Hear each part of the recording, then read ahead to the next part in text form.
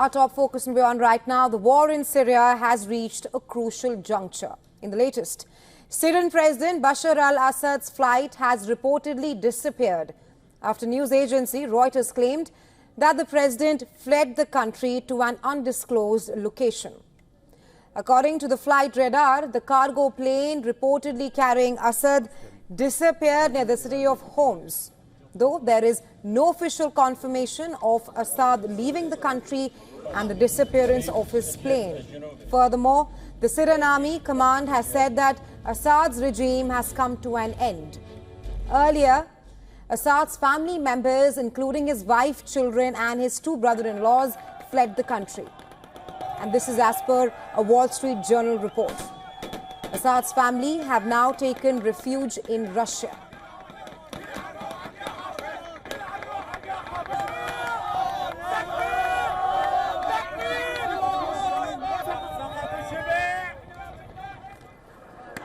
Meanwhile, Syrian Prime Minister Mohammed Ali Jalali has said that he is ready to cooperate with any leadership chosen by the people.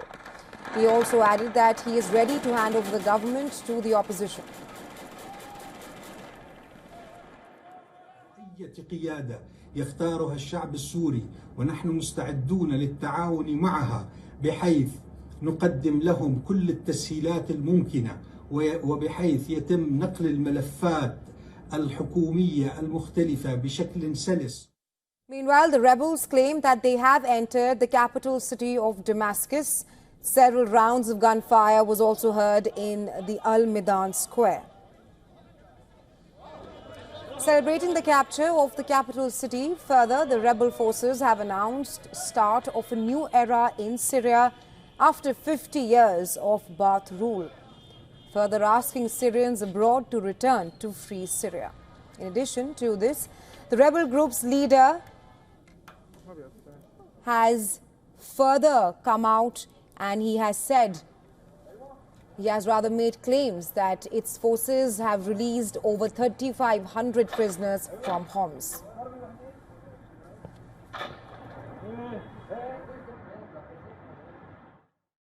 الله أكبر والعزة لله. تم إسقاط النظام وفرق أمن الدولي والجوية والحمد لله انتصرنا على الطاغي بشار وعوانه والإيراني والروسي والحمد لله. اخواننا الحمويه عم نستناكم. حمص عاديه. الله سوريا، الله سوريا حرابيه. Amidst this chaos and turmoil, the White House said in a statement that U.S. President Joe Biden is closely monitoring the extraordinary events in Syria.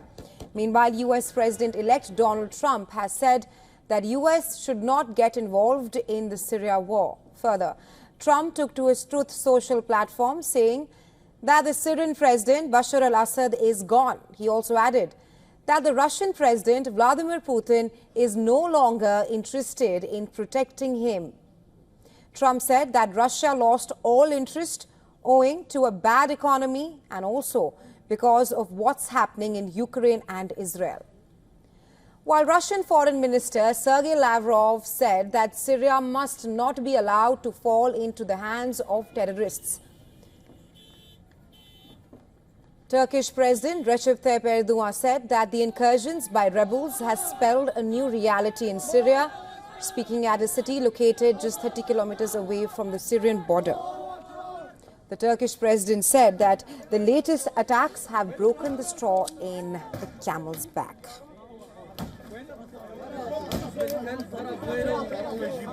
Arap, Türkmen, Kürt, Alevi, Sünni, Nusayri, Hristiyan ayırt etmeksizin hiç kimsenin dışlanmadığı, kimsenin hak ve özgürlüklerinin çiğnenmediği, zulme uğramadığı, farklı kimliklerin yan yana sulh içinde yaşadığı bir Suriye görmek istiyoruz.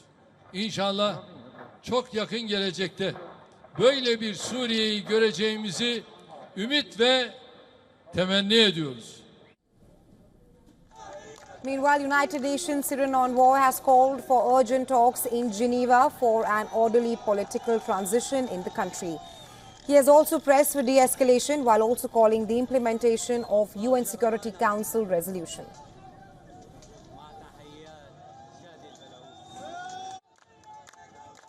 I have called for urgent political talks in Geneva to implement Security Council Resolution 2254.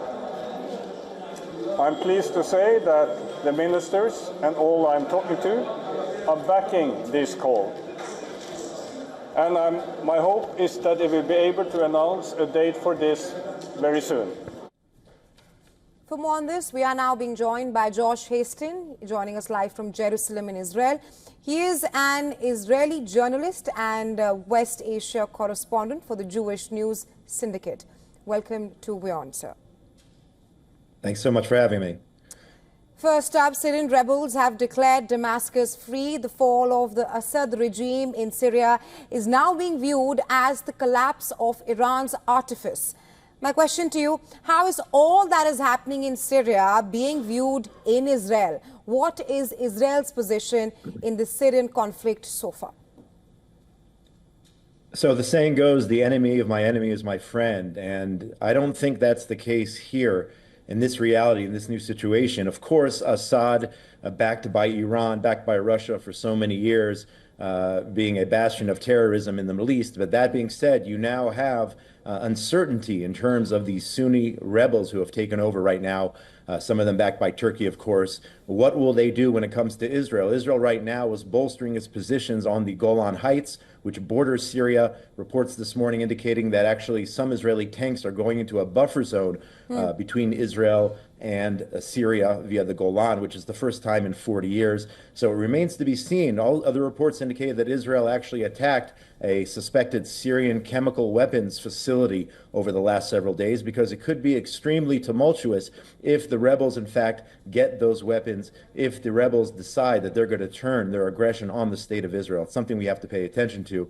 In addition, over the weekend, Israel actually coming to the defense of a UN position which came under attack there along the Israeli-Syrian border. So Assad, even though he was in the Iranian orbit, even though Hezbollah, of course, aligned with Assad, Israel's been fighting Hezbollah, even though there's a ceasefire now, it remains to be seen what the future holds in between the realities which we saw this morning. Right. I was just coming to the point you made there as to how Israel has said that it will not intervene in the internal conflict in Syria.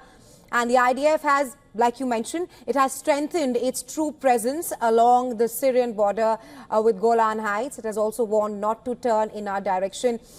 Do you sense a spillover of the war in Syria at this point of time? Well, I really hope now, because you have to remember Israel just announced a ceasefire with Hezbollah just last week after over a year. At the same time, Israel remains in a war against Hamas in Gaza.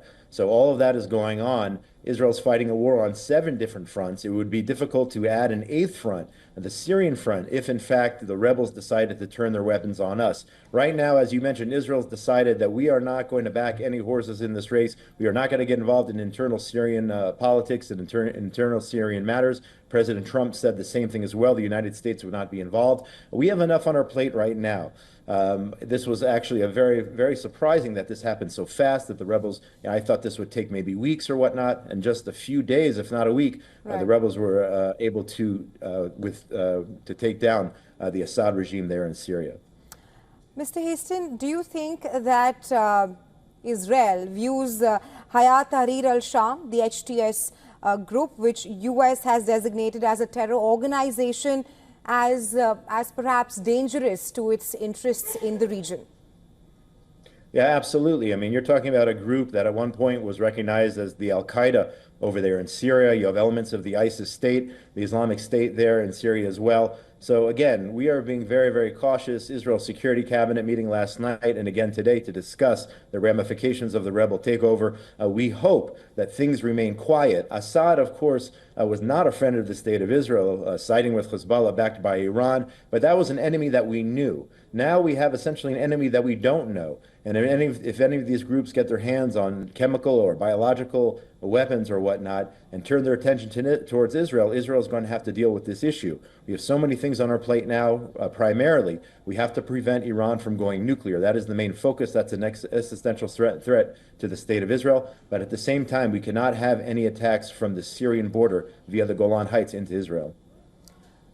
At this point of time, there's a lot that's happening in West Asia. Israel's war with Hamas in Gaza, the truce, the fragile truce between Israel and Hezbollah in Lebanon. So the point of concern right now is that how will this takeover by the Syrian rebels might change the dynamics or the regional balance across West Asia?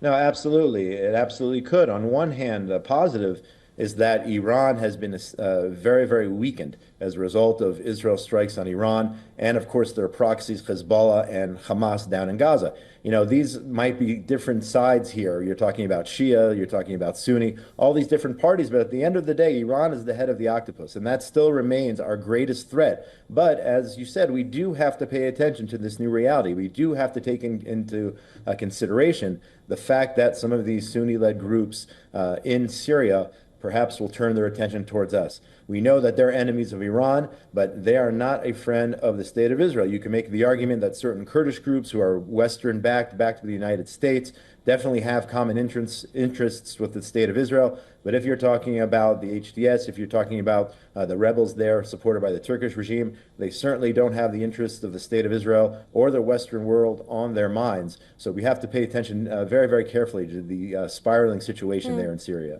Right. Thank you, Mr. Haston, for joining us from WION and sharing your insights with us. Thank you. Have a great day. You too.